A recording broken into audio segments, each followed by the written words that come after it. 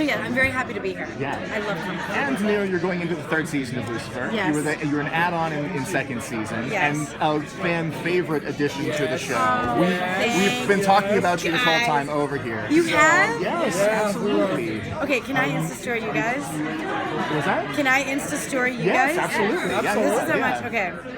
Okay. But it's the thing that we love is that you brought this really interesting connection of being like the science character who is also a person of faith, Right. Playing alongside the devil. Right. And what for you coming into this, like when they pitched this story to you and this character, like what did you imagine the challenges it would be, and did you realize it was going to be as funny and as heartfelt as it would be? Oh my God. Well, I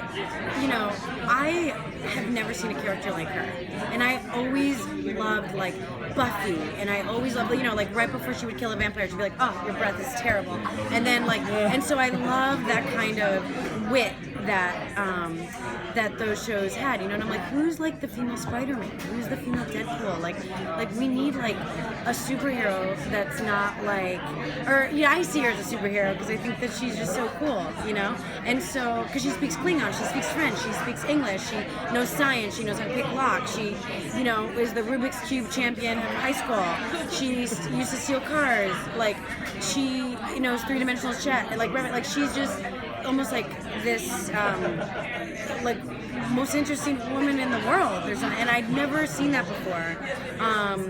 And so I immediately jumped on it. I'm like, you know what? Here's a woman who's not defined by romantic relationship. She's not defined by her faith or her job. She's both. She's a woman of faith and a woman of science. She's clumsy. She's the smartest person in the room. She doesn't know when to shut up. She wears her heart on her sleeve. She's a hugger. And she's like all in. And I'm like, you know what? I wish as a kid that I could see a character like that, girl or guy, who was just like kind of clumsy but with a huge heart. And I always related to those characters. And I'm like, you know what? I think that Ella is that, So thank you. I hope that she kind of is that for you guys, because that's what she is to me. Like I love her. Totally. How much of the character was written like that for you when you got on the show, or did you just make that as you came along? I think it's a really collaborative effort. So, like for example, like the hug wasn't written, right? So that was the kind of thing where on Tom's close-up, I'm like, guys, I'm gonna go in for a hug and tell him. And then they just loved it and they let me do it.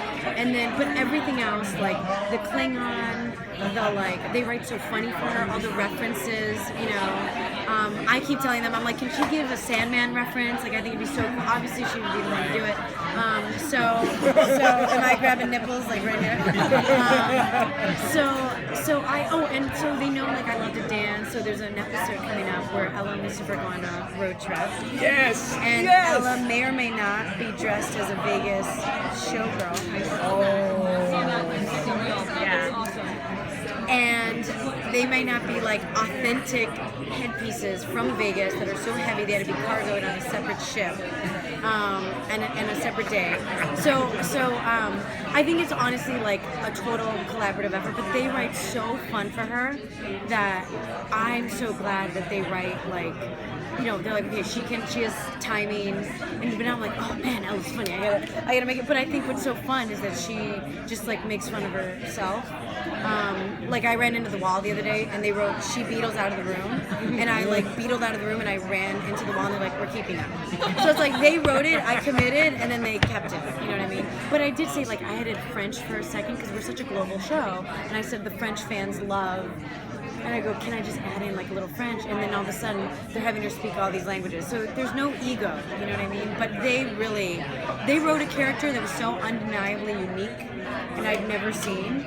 I mean, can you guys think of one? Like, is there one who's like super nerd, but also kind of ghetto? Not like this, no. But a woman of faith, woman of science, clumsy. And has that genuine love. Like she, Yeah. like so many Not characters are judgmental. cynical Yes. on TV Yes. these days, Yes, and yes. Ella has so much love. So much love, and I feel like I actually have my first scene. I'll give you guys a little night. My first scene with Menadale in the first episode, and so here's like a woman of faith having a scene with an angel, and it's like you think that would be the first thing that we would do on the show, but you're right. She's so open, so not judgmental, and to me, she's almost like a real life angel in a way. You know what I mean? But when you go to Vegas, like her in Vegas, no bueno.